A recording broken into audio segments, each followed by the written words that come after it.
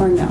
Well, the thing is this, people are all over the place. I can tell you my experience, most of our agents manage to justify, and I think it's great value for what they do, a 6% commission. You have to remember the 6% commission, it's split between the buyer side and the seller side. Then that side of the seller side gets split between the brokerage and yourself. All the expenses come out of your pocket. You're responsible for protecting your purse, right? And your wallet, and your credit card, and all that. There will be expenses associated with every listing. What you promise is what you have to deliver. Those promises will be in writing. They're very non-specific, so you have a lot of latitude as to what you can do. But I will not overpromise and underdeliver. I will do just the opposite. But you have to be cognizant that everything that you do in this business costs money. Whether it is in the form of a charge, when somebody may charge you for photography, or brochures, or a website, whatever, to the value of your time. Don't forget to value your time. That is extremely important. We don't work for free. So when you set your commission on there, be sure to explain all of the things that you do in the process of delivering on the promise of service. Okay, clear? All right, so that is negotiable. I can tell you that most of our agents come close to the 6% of the sales price. And the number 2 box there, would that be for an additional transaction fee or something else? Right, that's exactly what it is. There are some situations in where some companies do have an additional charge. I can tell you that there is a broker in the city, 2 at least that I know of, they charge the agents an amount of $275 to $375 per transaction. And here's how they explain it. Well, Mr. or Mrs. Agent, you don't have to charge that to your client if you don't want to. However, you will be responsible to the brokerage firm when the transaction closes. That's a polite way of telling you we're going to charge it anyway. So if you don't charge it, it's just going to cost you. So most agents will go, I'm going to pass the charge on. Is it a junk fee? Absolutely. That's Who hard does to it benefit? explain. It benefits the brokerage. It doesn't benefit you. That is, yeah. When I was talking to different brokerages, they told me they have these beautiful brochures and stuff like that they say that's what That you're paying for. Yeah, you're paying for it, so that's basically. But you try to pass that on to your Customer, yeah. and you explain that, Yeah. and they don't, because No. they're not happy about probably the percentage, and then you throw in this ambiguous fee, and they're like, well, what is that for? Yeah. You know? Print these So out we- myself. We have more beautiful brochures than they do. Yes. Yours is included via the Science Center. Okay. Is the value of the relationship. Right? So now, But you know what, that might be an asset when you are talking to. I will not really over-explain this. Okay. Okay. You can get cute if you want to. You Well, can other companies check charge it. box number 2 and put $500 in there, and then you can say, "Waive my listed agent." You're special. Because I like you so much, Mr. So now the commission is earned if any one of the following occurs during this listing. The seller sells, exchanges, options, agrees to sell, agrees to exchange, or agrees to option the property to anyone at any listing price on any terms, meaning that Mr. or Mrs. Seller, no matter how you dispose of this property, if it occurs within the listing period or the protection period, you owe us. Commission. I wouldn't say that way, but that's basically what it means. The broker individually or in cooperation with another broker procures a buyer's ready, willing, and able to buy the property at the listed price or at any other price acceptable to the seller, or the seller breaches this listing. Under those 3 points, any one of them, or all of them, you at that point will have earned your commission, no matter how the property owner chooses to sell their property.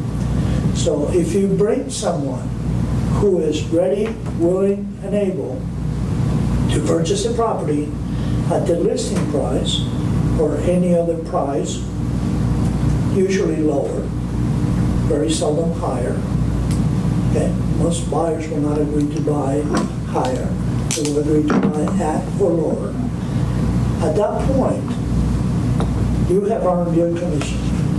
Now, yes, you have to wait until closing and funding, but that means that if the seller chooses to do something else with the property, after you have brought someone who is willing and able and ready, then that seller really owes you, what he has promised, the commission, at the amount that you have stated. And it is payable once earned, either during the listing or after the end of the listing. And then you have 4 points. At closing and funding, or any sale or exchange of all or part of the property, or the seller's refusal to sell the property after the broker's compensation has been earned, or the seller breaches this listing, or at such time as otherwise set forth in this listing.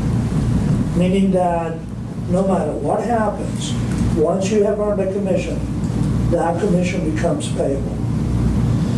And then we may read further that the broker's compensation is not payable if a sale of the property does not close or fund as a result of, these are the exceptions, seller's failure without fault of the seller to deliver to a buyer a deed or a title policy as required by the contract to sell. This is extremely important, and this is one of the reasons why you should be in consultation with your title company along the process.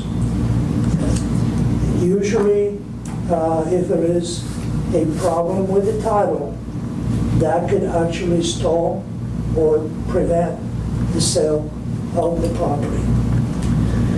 Or if there's a loss of ownership due to foreclosure or other legal proceedings, that means they lose the property to the bank. I'm sorry, even if you had a buyer, sometimes they just yank the carpet from under your feet and you lose your right to commission. The seller also loses the property. The seller's failure to restore the property as a result of casualty loss, typically fires, things like that, floods, and they cannot restore the property by the closing date. Any questions there? If there was a casualty loss and they receive a settlement, and they do restore it to its proper condition, is the buyer still required to close? That is up for debate because that leaves the door open for the buyer's determination as to what's restored to previous condition. Usually there isn't a stigma associated with the casualty. Mm-hmm. Typically in case of a flood, if it happened before, it could happen again. If the house gets struck by lightning, sometimes buyers feel that not all of the conditions that affected the property have been discovered, and that they will have little recourse after the fact. So they do have some justification for voiding the contract? Like Okay. when Ike happened, I bet that was a huge real estate mess because I'm sure there were many houses under contract that were probably damaged due to the hurricane, and then I can't imagine Yeah. what. Yeah, or if the property becomes uninsurable, Yes. that could happen. Now, there are other things that could occur, and I hate to open this can of worms, but there are allegations these days in the area of fault lines. And there is actually litigation that is taking place really unresolved. There is finger pointing in both directions. Perception is reality. Sometimes buyers, specifically attorneys for buyers, create an environment of distrust and where it really poisons the water and prevents perfectly legitimate sales from moving forward, just because to a buyer it's all about perception.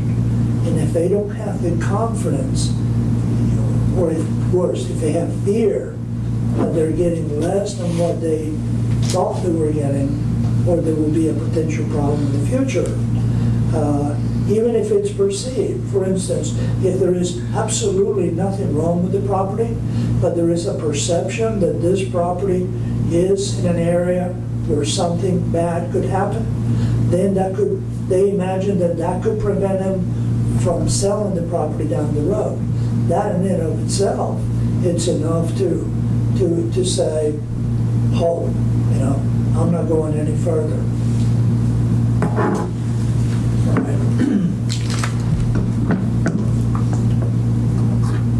All right, and so I'm going to cover a couple more points here before we take a short break. Other compensation, and then there is the breach by buyer under the contract.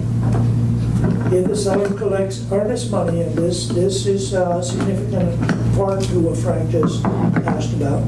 If the seller collects earnest money in the sales price, or damages by suit, compromise, settlement, or otherwise from a buyer who breaches contract for the sale of the property, enter into or during the listing, the seller will pay the broker, after deducting attorney's fees and collection expenses, an amount equal to the lesser or 1/2 the amount collected after deductions, or the amount of the broker's compensation stated in paragraph 5A. It sounds a little bit confusing, but the broker is entitled, and the agent is entitled to receive compensation in some amount up to the compensation that is originally stated, whatever the number is. Any amount paid under this paragraph 5D1 is in addition to any amounts that the broker may be entitled to receive for subsequently selling the property. In other words, if there is a lawsuit or something, a settlement of some sort, then the brokerage is entitled to that side of the commission, plus the broker is entitled to the commission that is stated on 5D1 in addition to. It very, very seldom occurs. In 14 years, I have never seen it. But it is important that you know this thing so you feel more confident as you sometimes engage in conversations with sellers as to, when do I owe you the money? You need to know at minimum that it's addressed in the listing agreement. We tend to forget that. If in doubt, always go back to the contract. Now, here's an interesting thing. We don't do this here very much, but it is there. If the broker refers seller or a prospective buyer to a service provider, for example, a mover, a cable company, telecommunications provider, we come very close to the utility relationship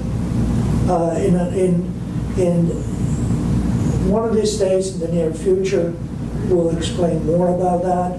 I believe that Brian Parker is negotiation with Entergy to allow referrals from our clients, and that the clientele will benefit, your consumers will benefit from that, and that can be passed on at the amount of referral to the agents as well. So it's mutually beneficial, but this is just a service disclosure that the brokerage and his agents can actually benefit from other separate relationships, okay? And the seller cannot prevent that. All right, let's see. I'm going to stop with number 3. Reimbursable expenses. That is one area in where you may agree with the seller that at some point you may be reimbursed for expenses. It may not happen on a typical sale. I have had many of these between 2009 and 2010. I was engaged by a bank to sell 28 foreclosed homes that were brand new, never had been lived in, Royce Builders. And they closed, they foreclosed on all the properties in the city of Houston, almost 280. So I took 28 of them. And then after determining what was needed for each one of these properties, I agreed to list them. The caveat was that many of these houses had been sitting out there for a little while, 6 months, 7 months, 10 months after construction was completed. And in some cases, air conditioning units were stolen. Appliances were never installed. Utilities were all turned off. Okay? In order to sell properties at this level, the low 100s, 110 to 140, frequently were FHA sales. The buyers were FHA. I had to agree to install services, utility services, in each one of these properties, purchase appliances, and restore these properties to living conditions. Okay? Buying air conditioning units. So that's something that I chose to take on. Tens of thousands of dollars, tens of thousands, probably over $100,000, closer to $200,000 in expenses that I had. That's a big commitment from a buyer, from a listing agent. That's where that became significant.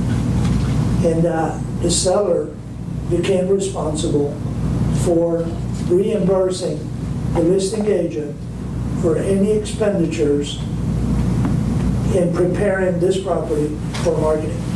Okay? Had nothing to do with high-end photography, or I am going to, buy an article or an ad for this property in the New York Times, or nothing like that. Had to do with expenses associated with the property. Now, sometimes it may come in the form of the property is vacant, the sellers live in New Jersey or whatever, the property doesn't have utilities, you have to turn them on, you cannot depend on the seller to do it. Here's where you come to an agreement. It's only reimbursable at closing? No. Okay. That's where you stipulate the terms. Okay. My terms were within 30 days. Okay. Okay? So I didn't have to wait for closing on 20 properties or any one property to receive compensation. I was receiving compensation as the time was moving forward. Is there an additional form to this, or you put everything you need in these 3 Well, lines? you can make an addendum. Addendum? Okay. Yeah, you can. All right, let's stop here and take a short break, and we'll move from here.